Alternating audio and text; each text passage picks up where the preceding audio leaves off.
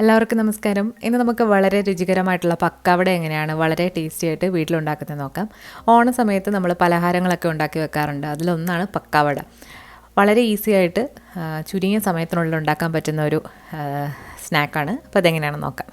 അപ്പോൾ അതിന് വേണ്ടിയിട്ട് നമ്മളിവിടെ എടുത്തിരിക്കുന്നത് 1 കപ്പ് കടലമാവാണ്.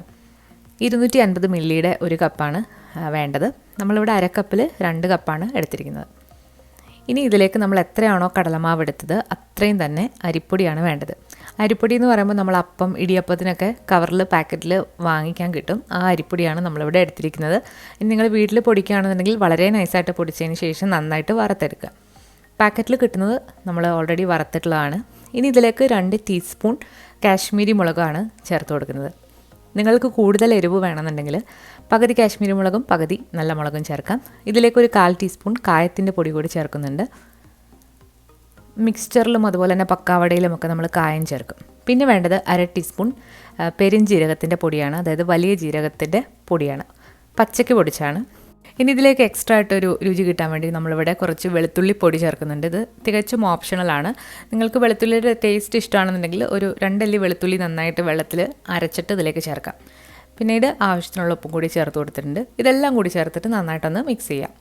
കടലമാവൊക്കെ നിങ്ങൾ എടുക്കുമ്പോൾ എക്സ്പയറി ഡേറ്റ് കഴിയാത്ത നല്ല ഫ്രഷ് ആയിട്ടുള്ള കടലമാവ് വെച്ചിട്ട് ചെയ്യുകയാണെന്നുണ്ടെങ്കിൽ നല്ല ടേസ്റ്റ് ആയിട്ട് തന്നെ പക്കാവട കിട്ടും. അപ്പോൾ അതൊന്ന് മിക്സാക്കി കൊടുത്തതിന് ശേഷം നമുക്കിത് നന്നായിട്ടൊന്ന് കുഴച്ചെടുക്കാൻ വേണ്ടിയിട്ട് നമ്മൾ തണുത്ത സാധാരണ പച്ചവെള്ളമാണ് എടുക്കുന്നത്. നമ്മളിവിടെ മൊത്തത്തിൽ 1 കപ്പും 2 ടേബിൾ സ്പൂൺ വെള്ളവും വേണ്ടി വന്നു ഇത് നന്നായിട്ട് കുഴച്ചെടുക്കാനായിട്ട്. കുറേശ്ശെ വെള്ളം ഒഴിച്ചിട്ട് വേണം ഇത് കുഴച്ചെടുക്കാനായിട്ട്. ചപ്പാത്തി മാവിനൊക്കെ കുഴയ്ക്കുന്ന ആ ഒരു പരുവത്തിലാണ്, ഒരുപാട് ലൂസാവണ്ട. ആദ്യം കുറച്ച് കട്ടിയായിട്ട് തോന്നുമെങ്കിൽ നമ്മൾ നന്നായിട്ട് കുഴച്ച് വരുമ്പോൾ അതുപോലെ നല്ല സോഫ്റ്റായിട്ട് കിട്ടും. അപ്പോൾ ഇനി ഇത് ഒന്ന് ഡ്രൈ ആയി പോകാതിരിക്കാൻ വേണ്ടിയിട്ട് കുറച്ച് എണ്ണ ഒന്നതിൽ തടവി കൊടുത്തിട്ട് നമുക്കൊന്ന് അടച്ചു വെക്കാം. തുറന്ന് വെക്കുകയാണെന്നുണ്ടെങ്കിൽ ഇത് ഡ്രൈ ആയി പോകാനുള്ള സാധ്യതയുണ്ട്. അപ്പോൾ ഇതിൻ്റെ അച്ചെന്ന് പറയുന്നത് ഈ അച്ചാണ്, പക്കാവടയുടെ അച്ചാണിത്. അപ്പോൾ ഇത് നമുക്ക് സേവനാഴിയിലേക്ക് ഇട്ട് കൊടുക്കാം. അതുപോലെ തന്നെ ഇത് ഇട്ട് കൊടുത്തതിന് ശേഷം സേവനാഴിയുടെ ഉള്ളിൽ കുറച്ച് എണ്ണ വെച്ചിട്ടൊന്ന് തടവി കൊടുക്കാം. ഇനി നമുക്ക് തയ്യാറാക്കി വെച്ചിരിക്കുന്ന മാവിൽ നിന്നും കുറേശ്ശെ എടുത്തിട്ട് നമുക്ക് സേവനാഴിയിൽ ഫില്ല് ചെയ്ത് കൊടുക്കാം.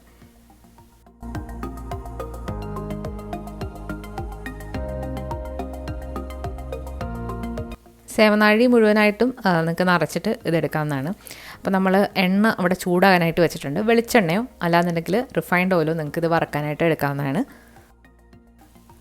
അപ്പോൾ നമ്മൾ സേവനാഴിയിൽ ഫില്ല് ചെയ്ത് കൊടുത്തതിന് ശേഷം അടച്ചു വെച്ചിട്ട് നമുക്കൊന്ന് എണ്ണയിലേക്ക് ഇതൊന്ന് ചുറ്റിച്ചു കൊടുക്കാം. എണ്ണ ഇപ്പോൾ നല്ല ചൂടായിട്ട് കിടക്കുകയാണ്. അപ്പോൾ നമുക്ക് ആദ്യം കുറച്ച് മാവൊന്ന് ഇതിലിട്ട് കൊടുത്തിട്ട് നോക്കാം ഇത് ചൂടായോന്ന്.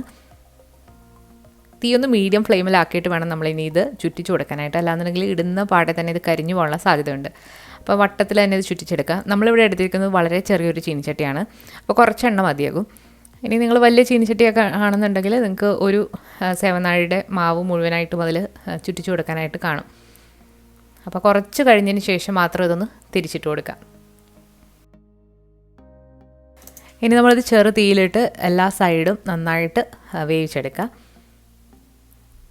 തിരിച്ചു മറിച്ചു വിട്ട് നന്നായിട്ട് തന്നെ ഇത് ഫ്രൈ ചെയ്തെടുക്കണം. അല്ലാന്നുണ്ടെങ്കിൽ ഇടയ്ക്ക് തണുത്തിരിക്കുകയാണെന്നുണ്ടെങ്കിൽ നമ്മൾ കുപ്പിയിലിട്ട് വെക്കുമ്പോൾ ഇത് പെട്ടെന്ന് ചീത്തയായിട്ടുള്ള സാധ്യതയുണ്ട്.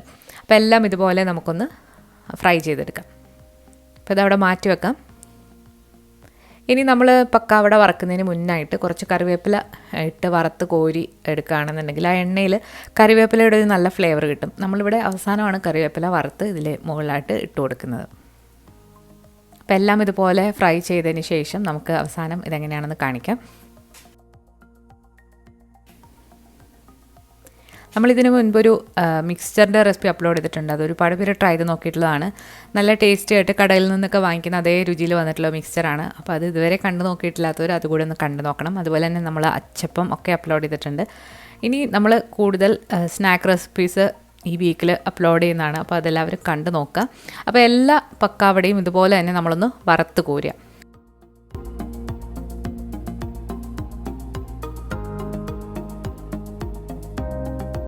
വറുത്ത് കോരിയിട്ടുണ്ട് നമ്മൾ.